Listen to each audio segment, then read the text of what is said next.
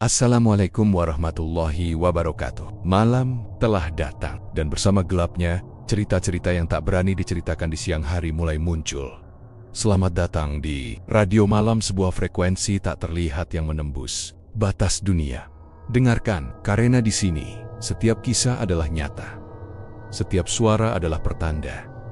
Dan setiap malam adalah panggilan dari yang tak kasat mata. Warung kopi Pak Haji Ahmad dulu hanyalah bangunan reot berdinding anyaman bambu yang hampir rubuh jika angin besar datang. Letaknya di ujung desa Karangsaga, dekat pohon beringin besar yang sudah tua. Orang-orang hanya mampir kalau sangat kepepet, kehabisan rokok, atau sekadar numpang berteduh dari hujan.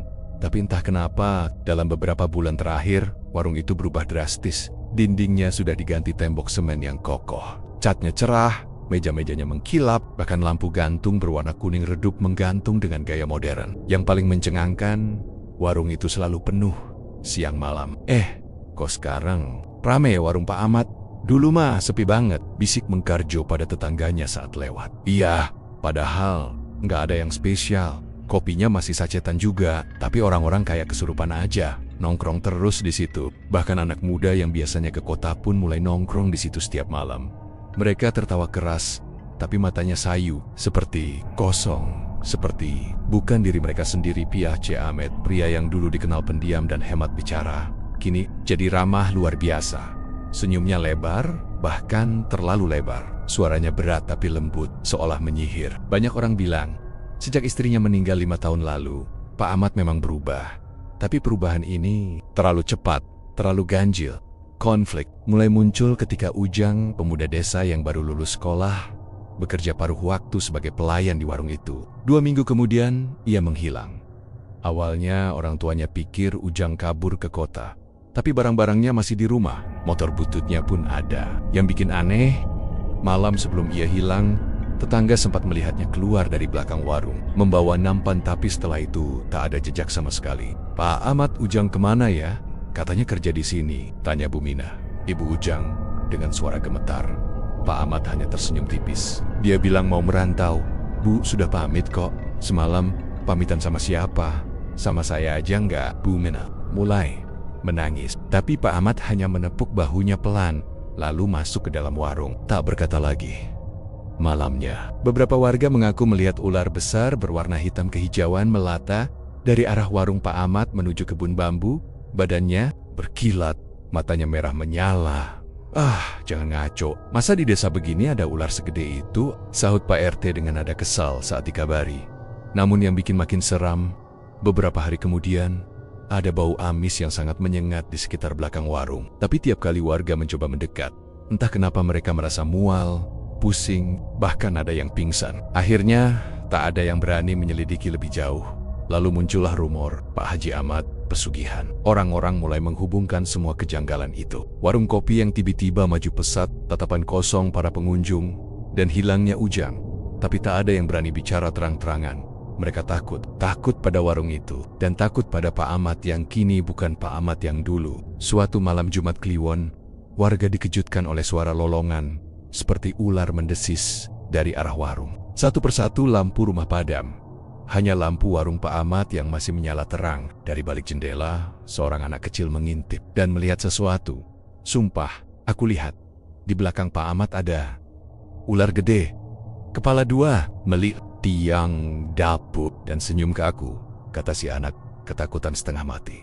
Keesokan harinya, anak itu demam tinggi, mengigau sepanjang malam, menyebut-nyebut nama Ahmad, ular, darah. Warga desa pun mulai gelisah. Tidak ada yang berani mengambil tindakan, sebab malam-malam mereka kerap dihantui suara desisan panjang yang datang dari arah warung yang selalu ramai itu. Namun anehnya, orang-orang yang nongkrong di situ tak pernah mengaku mendengarnya. Mereka malah berkata, "Tenang aja, warung Pak Haji itu adem, damai, kayak surga." Tapi siapa sangka, neraka justru sedang membuka gerbangnya. Dan Pak Haji Ahmad, sang penjaga warung kopi itu, bukan lagi manusia sepenuhnya. Hujan deras mengguyur hutan larangan di sisi timur desa Karangsaga malam itu. Petir menyambar, langit menggeram seolah sedang memperingatkan bahwa malam ini bukan malam biasa. Malam ini adalah Jumat Kliwon, malam yang konon dipercaya sebagai waktu terbukanya gerbang antara dunia manusia dan alam gaib. 10 tahun lalu, Tubuh Ahmad masih kurus dan ringkih. Ia belum berhaji, belum kaya. Ia hanya seorang penjajah kopi keliling yang hidup dari sisa remah kue yang tak laku. Istrinya itu, Siti, sedang sakit keras, dan anak tirinya masih duduk di bangku SMP. Semua serba sulit. Utang menumpuk, pelanggan kabur ke warung-warung baru yang lebih bersih. Desakan hidup membuat Ahmad nekat. Ia tak percaya pada doa lagi.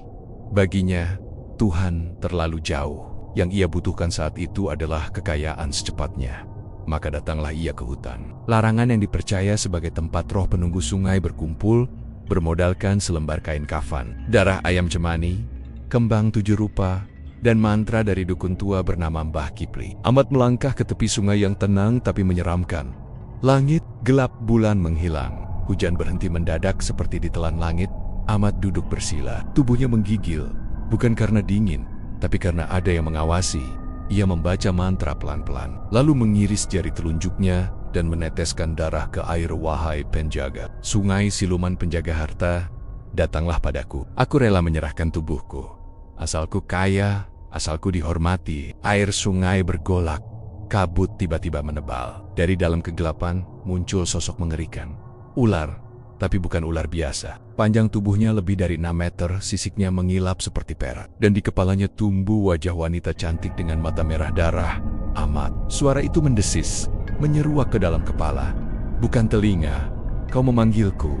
Kau meminta kekayaan, tapi apa yang bisa kau berikan padaku? Ahmad gemetar, tapi sudah terlanjur masuk terlalu dalam. Aku rela menyerahkan tubuhku, apapun, asal jangan istriku. Siluman itu tertawa panjang. Suara tawanya seperti ribuan paku jatuh ke atas batu. Tubuhmu bukan milikmu lagi setelah ini. Tapi itu belum cukup. Ia maju mendekat, dan tiba-tiba ekor ular itu melilit tubuh Ahmad. Kau harus kawin denganku di alamku. Setiap 10 tahun, kau harus memberiku tumbal darah manusia. Jika gagal, kau sendiri yang akan kulahap. Ahmad ingin menolak, tapi saat ia hendak berdiri, tiba-tiba kakinya terasa lumpuh. Lalu wajah wanita ular itu merayap mendekat dan menciumnya tepat di bibir. Dunia jadi gelap. Ahmad menjerit, tapi tak ada suara keluar dari mulutnya. Ia merasakan dirinya ditarik ke dalam sungai, tenggelam ke dalam air yang dingin, lalu kehangatan aneh menyelimuti tubuhnya. Saat ia terbangun keesokan harinya, ia sudah berada di rumah. Badannya basah kuyup, tapi wajahnya berubah. Tatapannya kosong, bibirnya biru keunguan, dan anehnya, ada bekas luka berbentuk sisik di punggung kirinya. Tak lama setelah itu, istrinya sembuh secara ajaib. Warung kecil yang dulu sepi, perlahan mulai ramai. Ahmad bahkan mendapat uang entah dari mana untuk merenovasi warung. Semua seperti mimpi, mimpi indah yang dibayar dengan harga mengerikan malam-malam. Selanjutnya, Ahmad mulai bermimpi aneh. Dalam tidurnya, ia bercinta dengan wanita berambut panjang yang tubuhnya berwujud ular dari pinggang ke bawah. Ia tak bisa menolak. Broken to benyit, seperti dikendalikan. Setiap kali selesai bercinta, siluman itu berbisik, tumbalku, darahnya harus segar. Jangan lupakan perjanjian. Dan benar saja, setahun setelah itu, ada seorang pencuri ayam yang ditemukan tewas dengan luka aneh di tubuhnya. Kata orang, digigit ular, tapi bentuk gigitannya bulat, seperti mulut manusia. Itulah awal dari pesugihan Pak Ahmad. Dan malam ini, 10 tahun kemudian, tumbal baru harus diberikan. Jika tidak, siluman ular itu akan menagih dengan cara yang lebih kejam dengan mengambil semuanya, bahkan nyawa dan ruhnya. Maka ketika para warga desa meributkan hilangnya Ujang, dan anak-anak mulai demam melihat ular bermata merah, Ahmad duduk diam di teras warungnya. Matanya kosong, tapi sesekali lidahnya keluar panjang, bercabang, dan dari balik warung terdengar desisan halus, seperti suara ular yang bersiap menyergap mangsanya. Tahun pertama setelah perjanjian dengan siluman ular, hidup Pak Ahmad berubah drastis. Warung kopi reotnya seolah disulap menjadi kedai elit. Meja-meja dari kayu jati, lampu gantung bergaya Belanda, dan lantai keramik putih mengilap. Tak ada lagi tikus, tak ada lagi bau tengi. Bahkan aroma kopi yang diseduh Pak Ahmad tercium sampai ke jalan utama. Orang-orang mulai heran dari mana datangnya modal. Sebab mereka tahu, satu-satunya kekayaan Ahmad dulu hanya sepeda ontel butut dan celengan ayam di dapur. Pak Ahmad dapat rezeki dari mana ya? Tanya Bu Dewi di pengajian ibu-ibu. Katanya sih dapat warisan. Tapi anehnya, warisan dari siapa? Saudara aja dia nggak punya, sahut Bu Narti. Seiring waktu, warung itu makin ramai. Bahkan warga dari desa tetangga mulai datang. Tapi keanehan mulai terlihat. Beberapa pengunjung tetap, setelah sering nongkrong di situ, jadi pendiam, murung, dan suka bicara sendiri. Ada juga yang mendadak sakit keras tanpa sebab medis. Dan yang paling aneh, setiap tanggal 13 malam bulan gelap, warung tutup lebih awal. Padahal biasanya buka sampai larut malam. Suatu malam Jumat Kliwon, hujan deras mengguyur desa. Petir menyambar bersahut-sahutan di saat semua orang memilih tinggal di rumah. Seorang pemuda bernama Arif yang dikenal sebagai pembangkang kampung terlihat masuk ke warung Pak Ahmad. Ia tak pernah terlihat keluar lagi sejak malam itu. Keesokan paginya, ibunya Arif menggedor pintu warung. "Pak Ahmad, anakku semalam kesini, katanya mau ngopi, tapi belum pulang." Pak Ahmad keluar, mengenakan sarung dan kopiah putih. Wajahnya tenang. "Ndak ada bu, semalam warung tutup. Mungkin main ke tempat lain." Tapi yang bikin bulu kuduk merinding adalah saat Bu Sumarni, tetangga dekat warung, bersumpah mendengar jeritan dari dalam warung sekitar jam 3 pagi. "Demi Allah, saya dengar tarioken laki-laki, keras banget, kayak diseret." Habis itu, langsung sunyi, cuma suara air netes. Terus kayak desisan, katanya gemetar.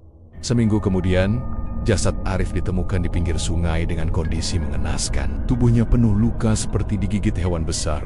Tapi anehnya tak ada tetesan darah. Matanya membelalak, lidahnya terjulur, dan kulit lehernya memucat seolah dicekik. Yang paling mengejutkan, ada bekas sisik hitam melingkar di perutnya.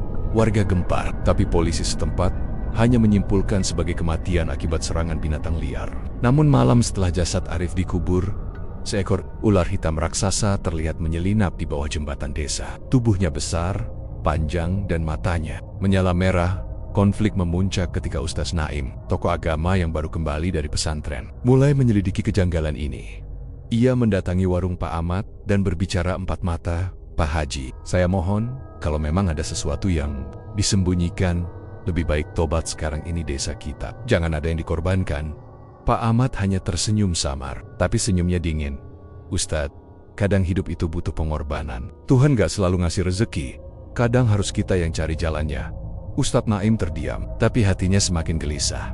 Malam harinya, ia bermimpi berdiri di depan warung kopi Pak Ahmad yang berubah jadi kuil ular. Di tengah-tengahnya ada Arif yang berlumuran darah, dan di belakangnya berdiri sosok wanita berkepala ular yang memeluk Pak Ahmad. Wanita ular itu menatap Ustadz Naim dan berbisik, "Ini baru permulaan, masih banyak yang akan datang." Keesokan harinya, Ustadz mulai sering datang ke warung hanya untuk mengaji di pojok ruangan. Ia membaca ayat-ayat suci keras-keras. Aneh, setiap kali ia melantunkan ayat tertentu, lampu warung berkedip-kedip, dan kadang ada piring jatuh sendiri. Pengunjung pun merasa tidak nyaman.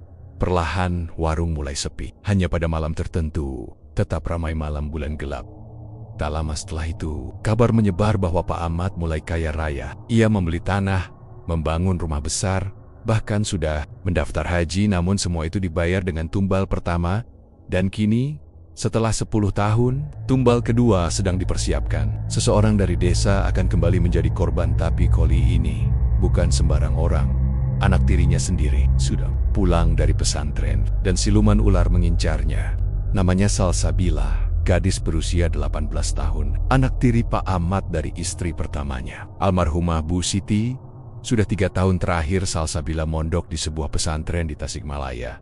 Ia dikenal santun, lembut, dan tak pernah membantah. Setelah lulus, ia memutuskan pulang untuk menemani ayah tirinya yang kini hidup sendirian.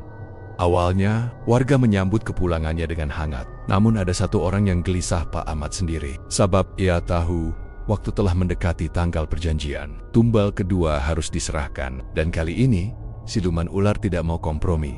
Di suatu malam buta, Pak Ahmad bermimpi aneh. Ia berada di dalam gua licin, dipenuhi suara desisan. Dari kegelapan, muncul wanita ular itu.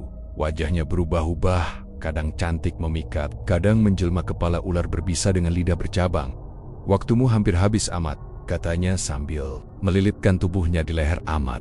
"Kalau kau tak memberiku darah gadis suci, kau yang akan kukuliti hidup-hidup." Pak Ahmad terbangun dengan nafas terengah-engah. Tubuhnya basah oleh keringat, dan lehernya merah, seperti baru dicekik sesuatu. Hari-hari berikutnya, Pak Ahmad berubah. Ia sering duduk termenung, memandang Salsabila yang sedang menyapu halaman atau membaca Al-Quran. Matanya sendu, tapi juga penuh konflik batin. Bagaimana mungkin ia menyerahkan anak tirinya sendiri kepada siluman? Namun di malam ketiga, Setelah mimpi itu, suara desisan kembali terdengar dari sumur belakang rumah. Ia berjalan setengah sadar ke sana dan melihat bayangan ular besar melingkar di dalam sumur. Matanya menatap tajam. Kalau bukan dia, maka darahmu yang akan mengalir duluan. Salsabila mulai merasa ada yang aneh di rumah itu. Sejak kepulangannya, ia sering merasa diawasi. Kadang saat mandi, ia melihat bayangan ular di pantulan air. Kadang saat tidur, ada suara sesuatu melata di bawah ranjangnya. Ia mengadu pada Pak Ahmad, tapi lelaki itu hanya tersenyum kaku. Mungkin kamu terlalu capek. Di sini udaranya beda sama pesantren, ujarnya sambil menyentuh pundaknya pelan. Tapi sentuhan itu membuat Salsabila merinding. Malam berikutnya, saat sedang membaca surat Yasin di kamarnya, Salsabila tiba-tiba mendengar suara benda berat diseret di luar kamarnya. Lampu kamarnya bergetar, dan dari bawah pintu mangkil bayangkan sisik yang besar.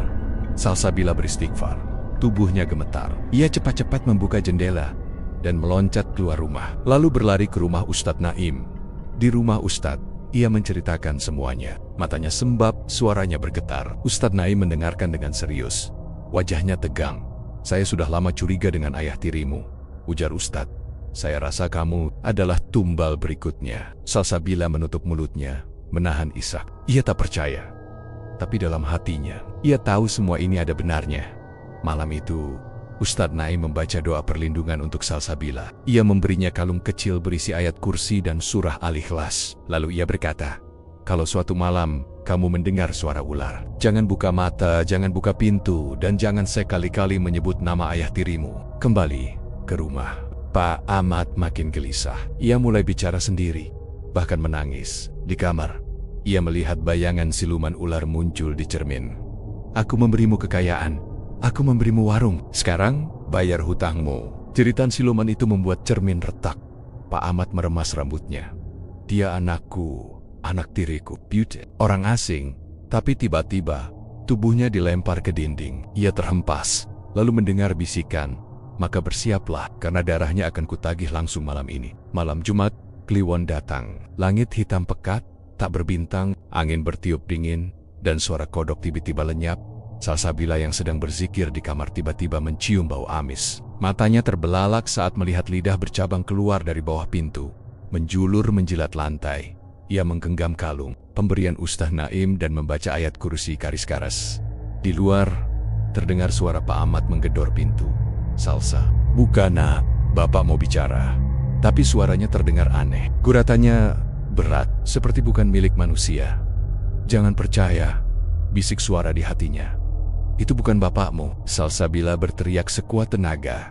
Allahu Akbar, Wayak, lindungi aku. Tiba-tiba, dari balik pintu, terdengar jeritan panjang seperti gabungan suara manusia dan ular. Lalu, sunyi. Keesokan harinya, warga menemukan Pak Ahmad tergeletak di depan pintu kamar anak tirinya, dengan luka cakaran di dada dan lidahnya terbelah dua.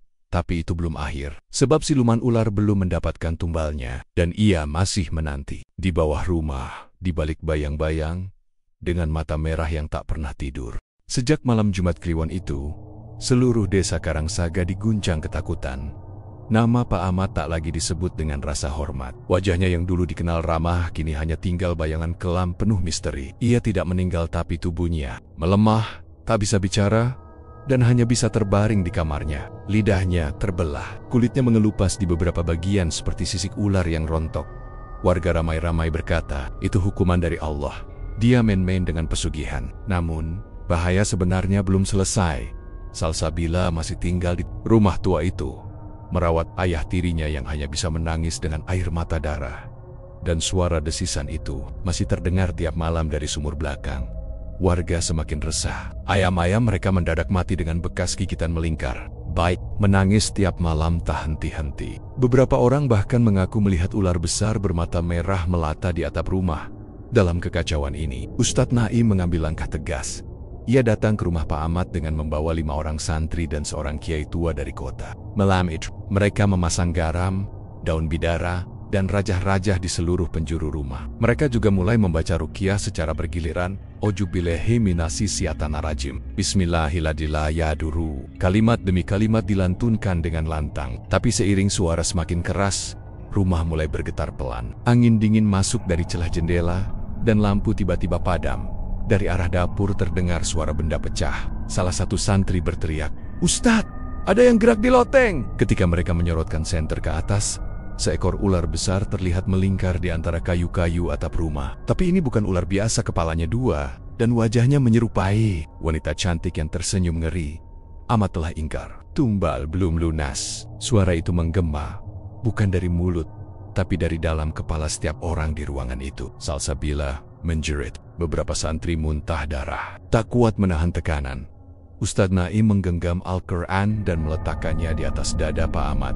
Ia lalu melantunkan surah Al-Baqarah ayat 255, ayat kursi, berulang-ulang sambil menahan tubuh Pak Ahmad yang gemetar. Keras, tubuh Pak Ahmad mendesis. Dari sela-sela pori-porinya, darah hitam merembes keluar seperti racun. Matanya terbuka, dan semua orang terpaku saat melihat bola matanya berubah menjadi mata ular. "Aku tidak mau mati sendiri." Pak Ahmad mendesis. Untuk pertama kalinya bisa bicara sejak malam itu. Suaranya bukan lagi milik manusia. "Ambil Salsabila saja, jangan aku." Semua orang membelalak. Salsabila berlari keluar ruangan sambil menangis. Hatinya hancur. Ayah tirinya sendiri rela menyerahkannya ke siluman ular untuk menyelamatkan dirinya. Namun Ustadz Naim tidak menyerah. Ia memerintahkan semua orang untuk membaca ayat ruqyah secara bersamaan. La yuflihu sahiruhai su'ata. Tiba-tiba tanah di ruang belakang retak dan dari dalam muncul asap hitam pekat. Ular raksasa itu muncul setengah badan, menggeliat sambil melengking dengan suara mengerikan. Ruangan menjadi panas seperti neraka. Semua kaca pecah, lantai hebat. Salah satu santri terpelanting ke dinding dan pingsan. Kiai tua berdiri gemetar, tapi tetap membaca doa. "Allahumma ya Ki Ahar ya Jabar, lindungi kami dari zat yang sesat ini." Siluman ular meraung.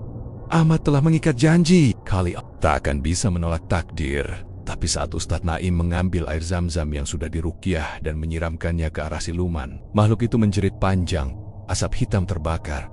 Rumah berguncang hebat. Ular itu berusaha melarikan diri ke sumur, tapi ditahan oleh sinar dari kitab suci yang dibacakan serentak. Dengan desisan terakhir, siluman itu terbakar, meleleh, dan lenyap. Pak Ahmad jatuh pingsan. Dan saat terbangun, ia menangis tersedu-sedu, memeluk Salsabila. "Maafkan Bapak, Nak. Maafkan Bapak." Namun dari luar rumah dari Keyohan, malam itu beberapa warga melihat bayangan siluman ular di langit, menyeringai dari balik awan. Ustadz Naim tahu, meski kali ini mereka berhasil mengusirnya, siluman itu belum mati. Ia hanya menunggu waktu, menunggu pintu lain terbuka. Mungkin bukan di rumah Pak Ahmad lagi, tapi di tempat lain, pada manusia yang soma-soma tamak dan serakah. Beberapa bulan setelah kejadian ruqyah besar di rumah Pak Ahmad, kehidupan di desa Karangsaga mulai tenang. Warung kopi yang dulu menjadi pusat kengerian kini kosong, dipenuhi debu dan sarang laba-laba. Pak Ahmad yang dulunya begitu dihormati karena kekayaannya, kini lebih banyak menyendiri di musala kecil dekat kebun. Wajahnya pucat, tubuhnya kurus dan matanya selalu tampak dihantui rasa bersalah yang dalam. Setiap malam ia menangis di sajadah. Air matanya mengalir deras. Tubuhnya bergetar saat menyebut nama Allah. "Ampuni aku ya Rob, aku sudah menjual jiwaku untuk dunia." Ia sadar betul, semua kemewahan yang pernah ia nikmati adalah hasil perjanjian haram dengan makhluk laknat. Dan kini, setelah 2 tumbal diberikan, setelah nyaris kehilangan anak tirinya sendiri, ia ingin satu hal, tobat. Sebagai bentuk penyesalan dan harapan terakhir, Pak Ahmad mendaftarkan diri untuk menunaikan ibadah haji. Ia menjual tanahnya, mobil, bahkan sisa tabungan terakhir, lalu mengisi formulir ke KBIH terdekat. Namun yang tak ia tahu, perjanjian dengan siluman ular tak bisa ditebus dengan sekadar pergi ke tanah suci, karena siluman itu ikut bersamanya. Hari keberangkatan pun tiba. Rombongan haji dari Karangsaga dilepas dengan tangisan haru. Salsabila mencium tangan Pak Ahmad, walau dalam hatinya masih menyisakan luka. Ia hanya berbisik pelan, "Semoga Bapak pulang dalam keadaan bersih dan diterima Allah." Pak Ahmad mengangguk sambil menahan tangis. Setibanya di tanah haram, Makkah menyambut mereka dengan suhu menyengat. Namun ada yang janggal. Sejak mendarat, Pak Ahmad selalu merasa tubuhnya berat. Pundaknya seperti diganduli sesuatu. Beberapa jamaah lain bahkan mengeluh. Mereka kerap mencium bau amis aneh saat dekat dengan Pak Ahmad. Malam pertama di hotel, ia bermimpi buruk. Ia melihat Ka'bah dibelit oleh ular raksasa hitam yang menatapnya dengan mata merah membara. Dari mulut ular itu keluar suara lirih namun menusuk jiwa. "Kau pikir bisa lari dariku, Ahmad? Kau milikku. bahkan Ka'bah tak bisa menyelamatkanmu. Pak Ahmad terbangun dengan napas terengah-engah. Lehernya terasa sakit. Saat bercermin di kamar mandi, ia melihat lehernya berlilit bekas seperti cekikan ular. Namun ia tetap bertekad menyelesaikan ibadah hajinya. Ia ikut rombongan melakukan tawaf. Tapi setiap mengelilingi Ka'bah, ia merasa seperti didorong dari dalam dada. Ada sesuatu yang menolak keberadaannya. Saat memasuki putaran kelima, tiba-tiba ia roboh. "Pak Haji Ahmad, istighfar!" teriak teman sekamarnya. Mulutnya berbusa, matanya putih semua. Tubuhnya menggeliat seperti ular kepanasan.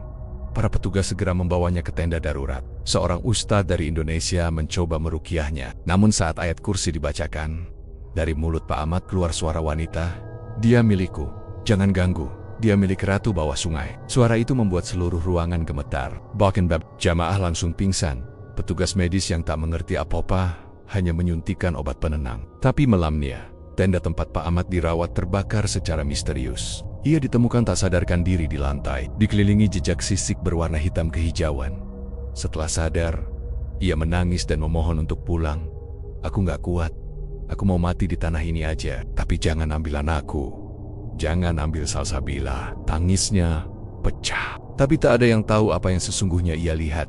Hari-hari selanjutnya, tubuh Pak Ahmad makin lemah. Ia tak sanggup menyelesaikan ibadah wukuf maupun melempar jumrah. Setiap malam ia diserang mimpi yang sama ular melilit tubuhnya dan mencekiknya. Pelan-pelan, sampai di malam terakhir menjelang kepulangan, ia bermimpi didatangi sosok wanita ular dengan lidah panjang menjulur dan tubuh penuh luka bakar. "Aku menunggumu di sumur kampung. Kalau kau pulang tanpa tumbal, aku akan ambil jiwamu pelan-pelan." Keesokan harinya, Pak Ahmad dibantu untuk naik pesawat kembali ke Indonesia. Namun sesaat sebelum mendarat, ia menghilang.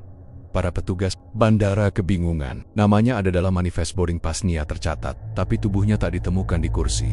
Tasnya ada, sandalnya ada, tapi tempat duduknya kosong. Hanya tersisa kulit ular melingkar di bawahnya. Saat kabar sampai di desa Karangsaga, warga geger.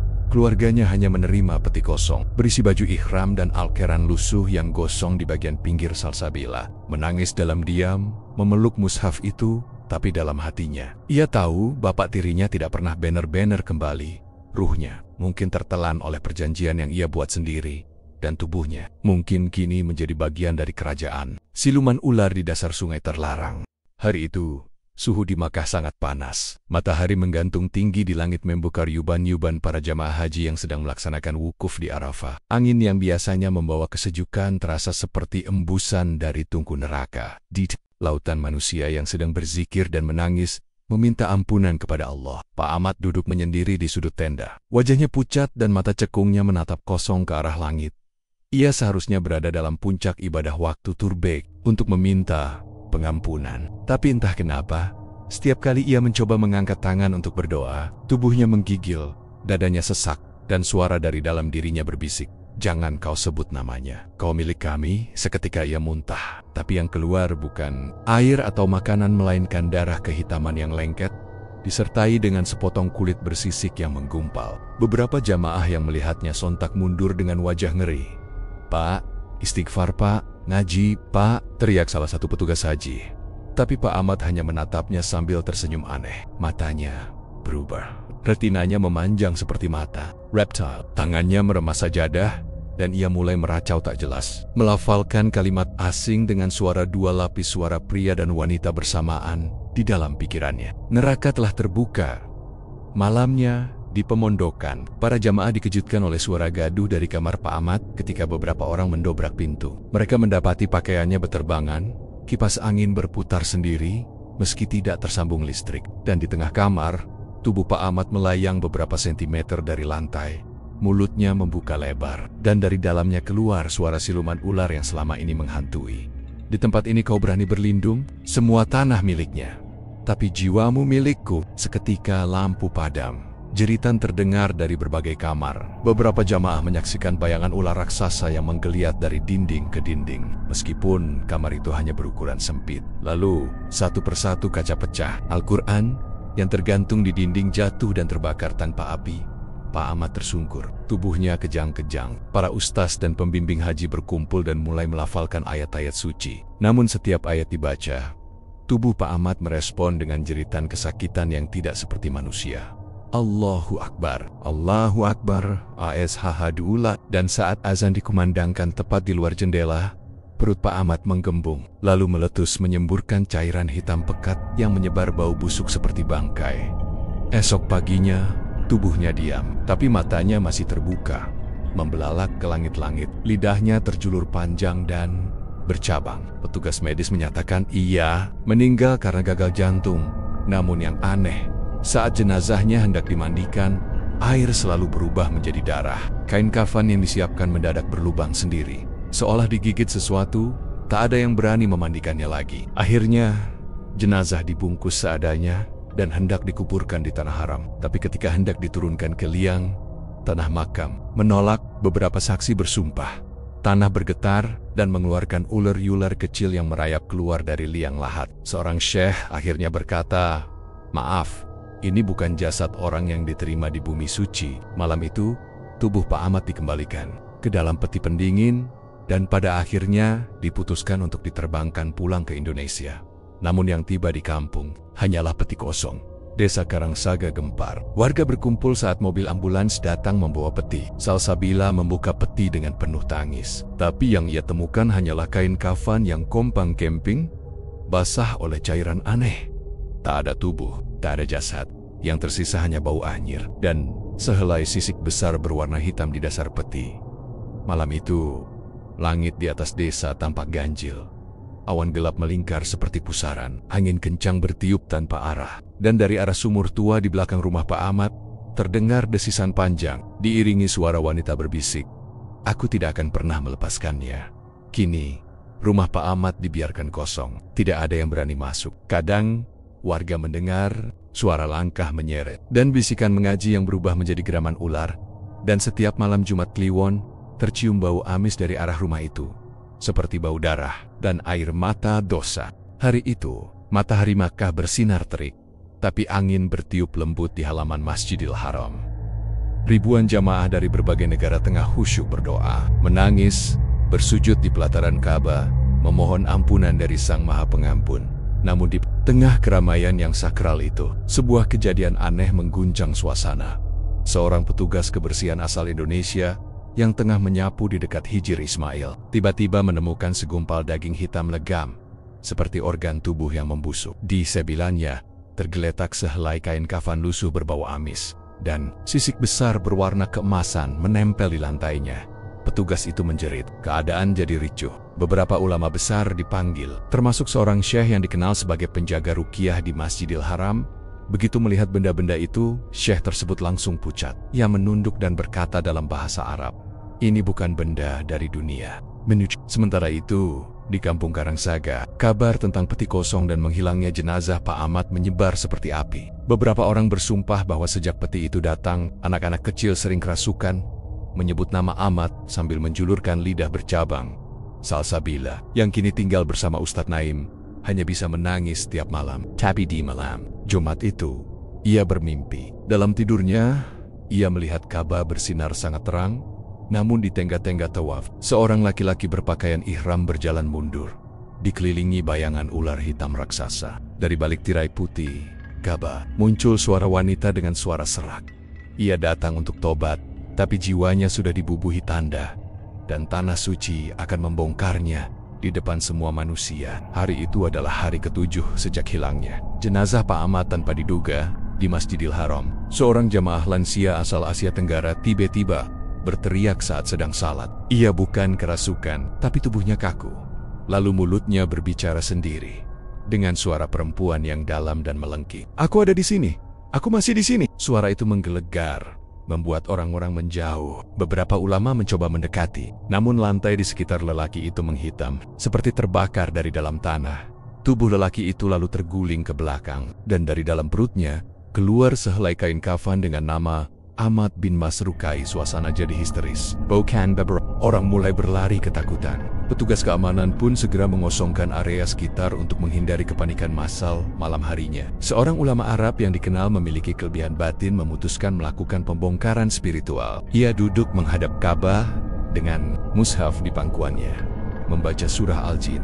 Al-Baqarah, dan ayat kursi terus-menerus. Dengan niat membongkar rahasia di balik nama yang tertera pada kafan tersebut, Ahmad bin Masruki, tepat di jam 2 malam. Angin kencang bertiup dari arah Multazam. Beberapa jemaah yang masih tawaf merasa sesak, seolah ada sesuatu yang sedang memekik dari bawah lantai. Tiba-tiba, lantai marmer di dekat sumur Zam-Zam bergetar, dan dari sela-sela retakan muncul air berwarna merah. Bukan air Zam-Zam, melainkan seperti darah segar.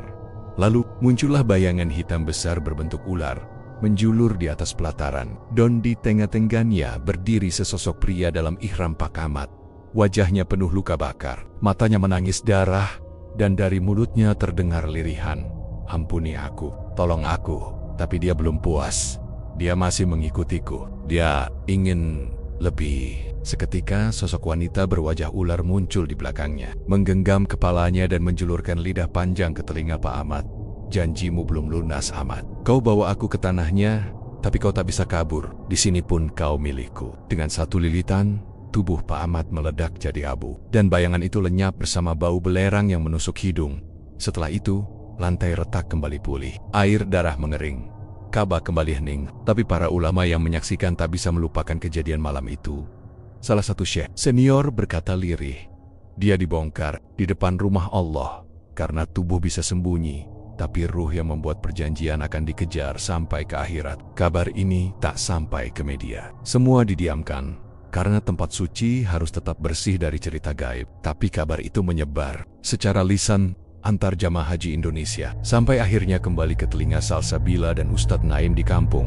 Salsabila pingsan saat mendengarnya, tapi setelah sadar, ia hanya menangis sambil berkata, "Semoga Bapak benar-benar sudah lepas dari jeratan itu. Meski jasadnya tak kembali, semoga Allah masih menerima tobatnya." Ustadz Naim hanya mengangguk.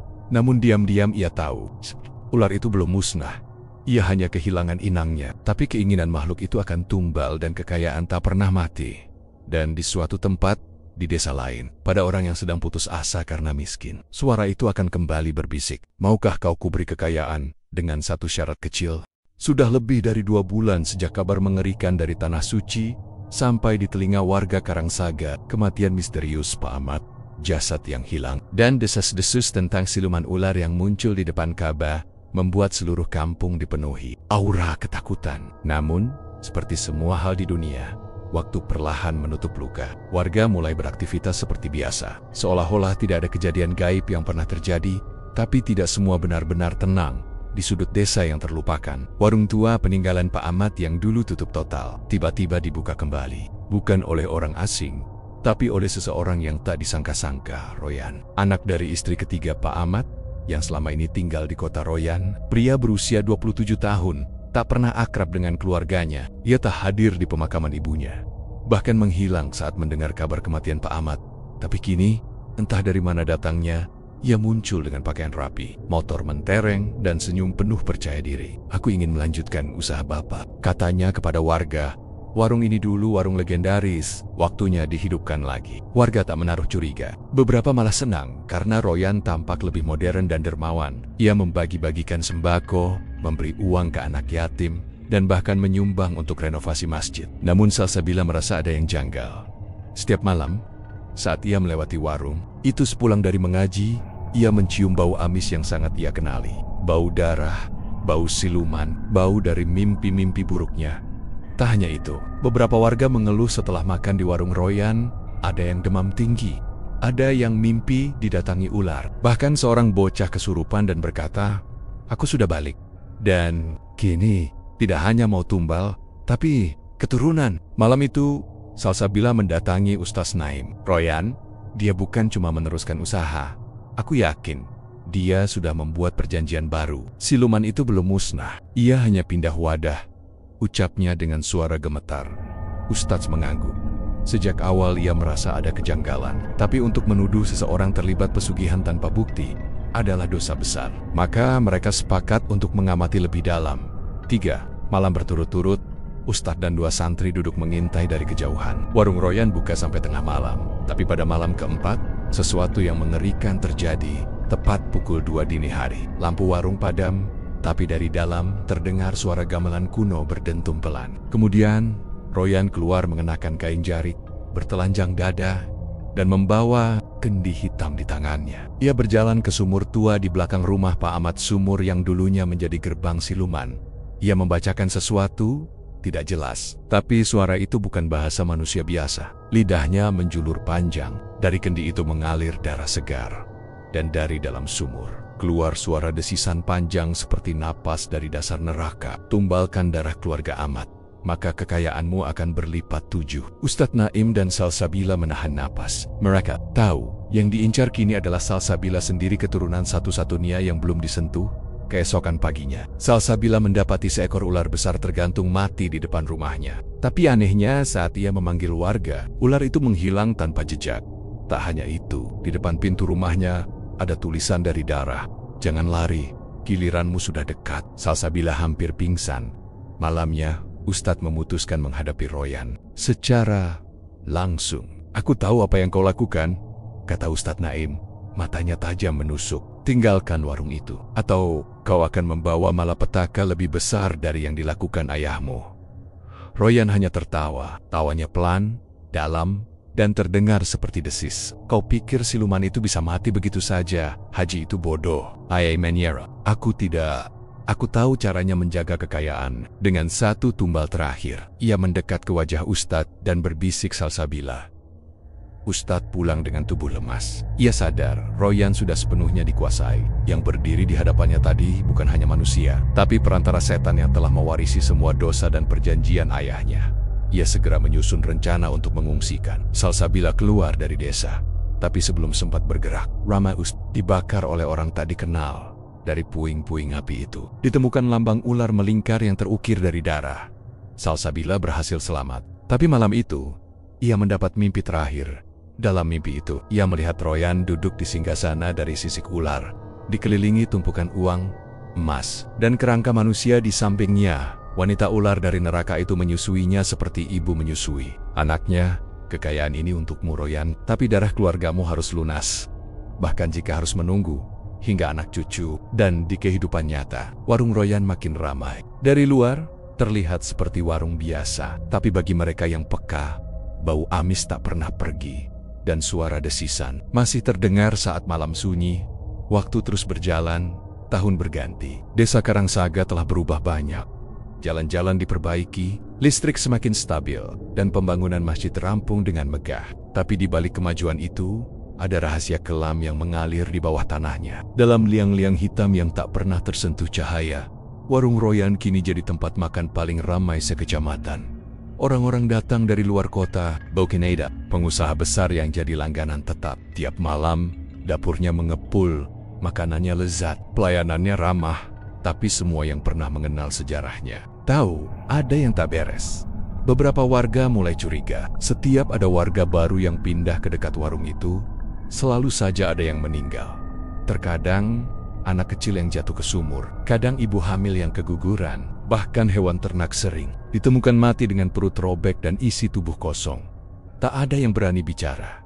Mereka tahu Royan terlalu kuat, bukan karena harta, tapi karena sesuatu yang melindunginya. Satu-satunya yang mencoba melawan, Ustadz Naim. Healing and kemana? Rumahnya kini kosong dan penuh semak dan Salsabila. Sejak malam kebakaran itu, ia tak pernah terlihat lagi. Kata orang, ia dibawa ke pesantren jauh di luar pulau. Tapi ada juga yang bilang, ia dipindahkan secara paksa ke dunia lain oleh siluman yang masih mengincarnya sebagai tumbal terakhir. Malam-malam, di Karangsaga kini hening dan lebih gelap dari biasanya. Kadang terdengar desisan samar dari arah hutan. Kadang terdengar suara wanita menangis dari dalam sumur tua. Kedang, ada yang melihat bayangan ular besar menyelinap di atap rumah warung Royan lalu menghilang sebelum azan subuh. Dan satu hal yang pasti, kutukan pesugihan itu tidak berakhir di Pak Ahmad. Ia hanya berpindah tubuh, berpindah darah, menunggu generasi berikutnya untuk melanjutkan warisan perjanjian. Karena ketika seseorang menjual jiwanya untuk kekayaan, ia tak hanya menyerahkan dirinya, tapi juga anaknya, cucunya, dan seluruh darah keturunannya. Jika kau datang ke Karangsaga dan kau melihat warung makan di ujung desa yang terlalu ramai padahal sunyi, dengan lampu kuning pucat dan aroma daging bakar yang tak biasa, cobalah perhatikan siapa yang menyapamu dari balik etalase. Mungkin itu Royan, atau mungkin seseorang yang bukan lagi manusia, tapi jelmaan dari dosa masa lalu, yang lapar dan sedang menunggumu jadi tumbal berikutnya. Tamat.